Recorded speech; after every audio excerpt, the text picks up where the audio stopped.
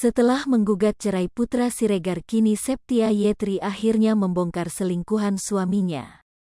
Septi nampaknya tak bisa lagi menahan amarahnya karena selama ini sering diselingkuhi oleh Putra Siregar.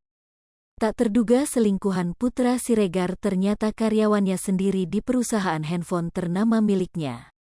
Tak hanya itu, Putra Siregar ternyata sempat membelikan baju yang sama antara Septi dan diduga selingkuhannya.